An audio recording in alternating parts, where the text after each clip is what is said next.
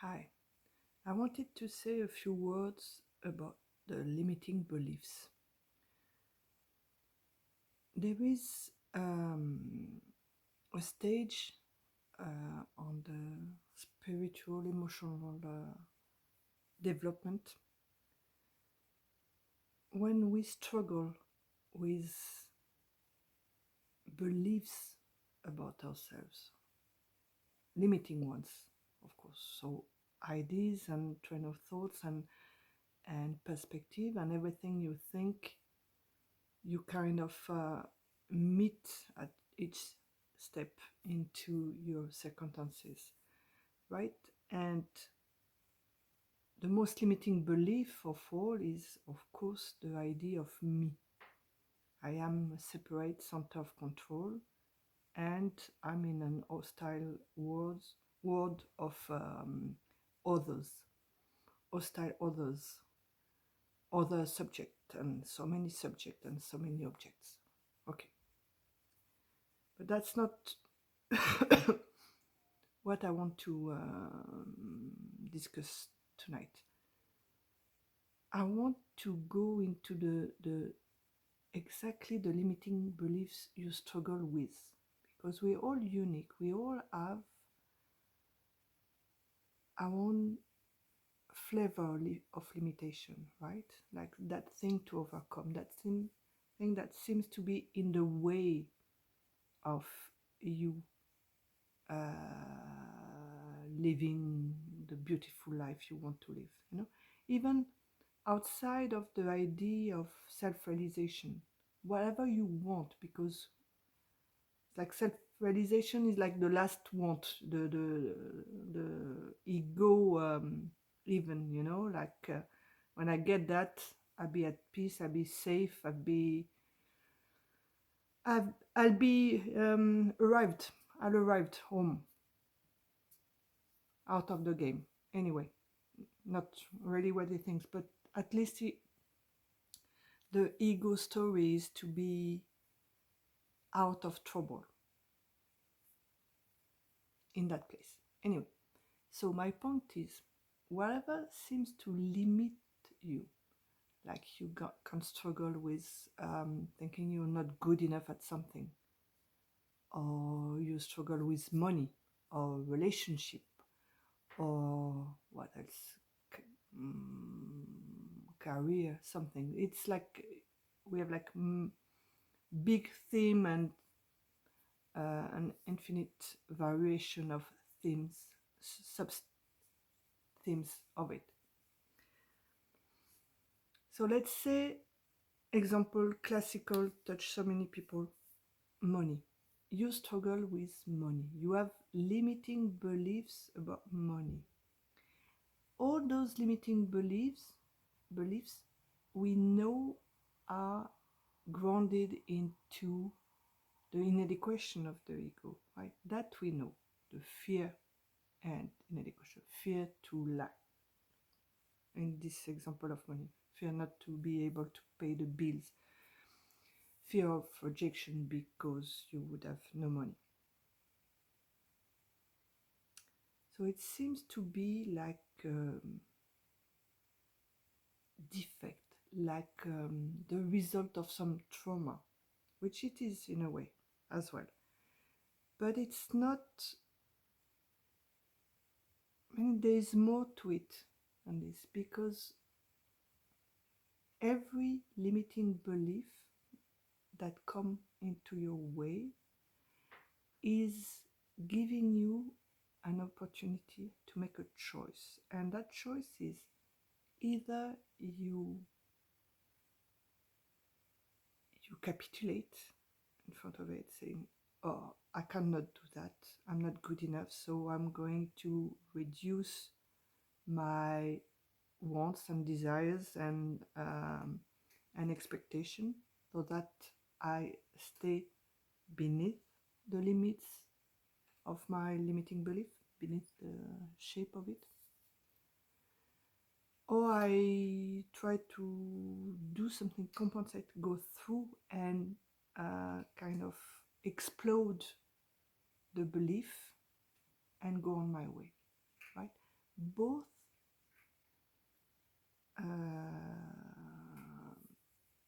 response, so both choices from in front of that belief. So one is I'm going to shrink and be safe in my comfort zone beneath whatever, even if it's not that comfortable, but I won't face the fear and the belief. I won't question it any further, or I question it and I go through, and I feel more empowered. So that's the path of empowerment, this one as well. And then I will meet other limiting belief, and I will do the first response on the second one when I meet them. But there is a third way to respond to that friction with the limiting belief. And that way is the door to self-realization. Every time you meet a limitation, something that feels limiting for the ego, you meet the door to self-recognition. Why? Because the ego, the idea of me as a separate center of decision, thinks is on the thinking pattern of making choices and be able to be good or bad or improve itself or make the right decision, not a wrong decision, right? So it goes in life trying to give substance to that idea that is making choices. So it tries to meet a commentary that confirm that he was the author of the choices, right? And either way you shrink or go through, the ego will claim the decision. Yes, I'm not good enough, but I stay not good enough, and I know my limits, so I know my shape. Or I go through, I feel less restricted, less incompetent, and I just expand my limit a little more until next time we see what we do, right? But the autonomous center of command is not questioned in those two responses. So you go from empowerment of feeling a victim, but you're still in the story of me deciding something, overcoming something, and going somewhere. But if you take the third way, you just accept the limiting belief for what it's telling you. It's telling you you're incompetent. You cannot choose, you cannot do anything, you're nothing as a me. Take it. If you take it, you win. You win the freedom of enlightenment, let's say. Because you meet the illusion of me there. Effectively, yes, that's true. The me cannot do anything. And here you see it. You see it, it's in front of you. You're limited. You're not good with money. We took the example of money. Apparently, you cannot make enough. You cannot wake up in the morning in time. You cannot find the motivation. Whatever you have, you would like to be super rich, but apparently you cannot do it. So it doesn't mean that you're incompetent as an ego. It means that ego is not in charge of it, and that's where you can see it when you meet those limitations, that in fact there is no center of command. That's the conclusion that would crack open your mind and your story of me. You see, or the limiting belief is so important, whatever it is for you. The other thing is, why is it that you struggle with that, especially that limiting belief? For someone else, it's going to be another one, but most likely you have a recurring theme of something that is not working in your life. Like you always like go against it. You're not good at something, or something is always going the same pattern. Can be a relationship as well, whatever it is. So this is your theme. So why do you struggle so much with this when the other part of your life are mostly going on, let's say? Because this has to do with embodiment that occurs after self-recognition, you see? After you've seen that you're nothing, everything, no center of command, blah, blah, blah, you are still in your body, unless you're not, then it's not that video, but you're still in your body, and the dance of life is still going on. And most likely, the shape of your expression in the world that's going to be through your body by nothing is going to have to do with the shape of that limiting belief that you were struggling with. You see how interesting is it?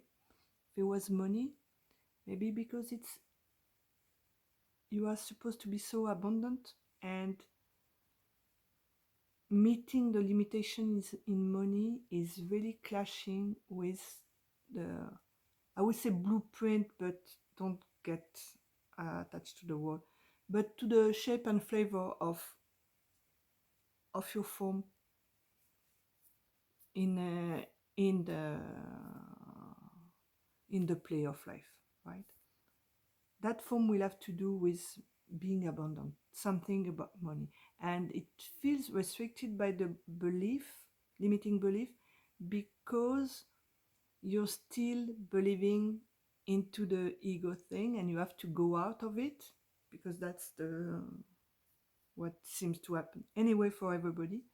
So you will especially feel restricted by that shape of limiting belief, and it will be used as the contrary of struggle when you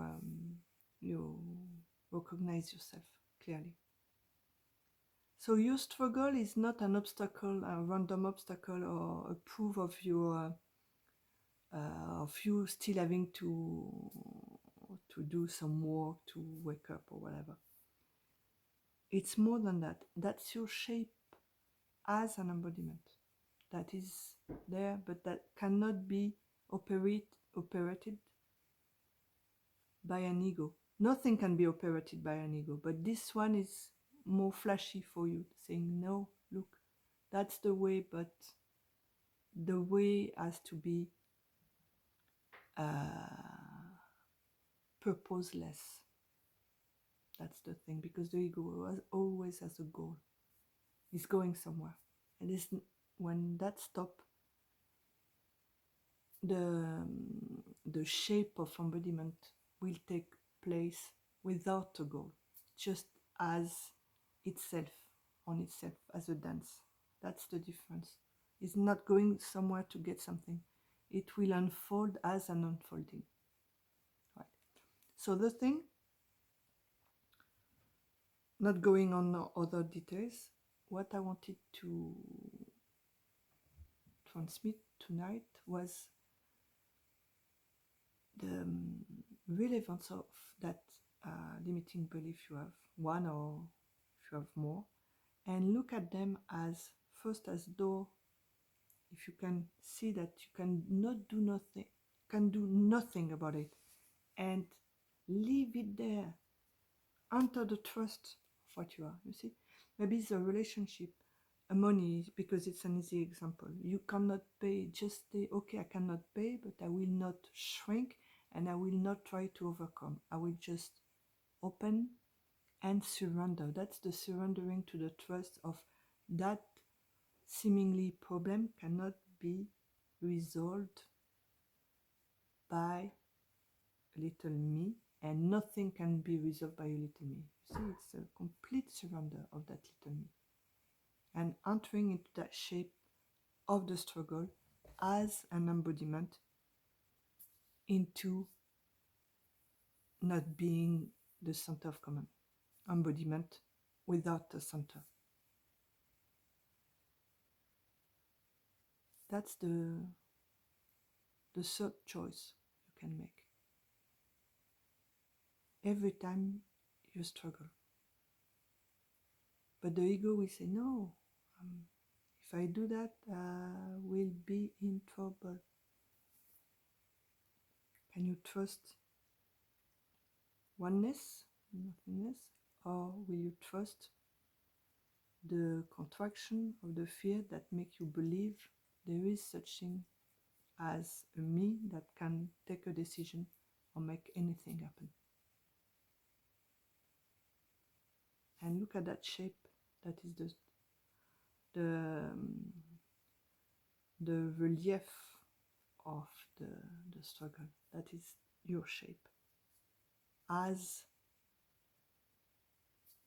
everything and nothing, not as a special me. Yeah, that was my thing on the path of recognition. Hope it's of some help. See you next time.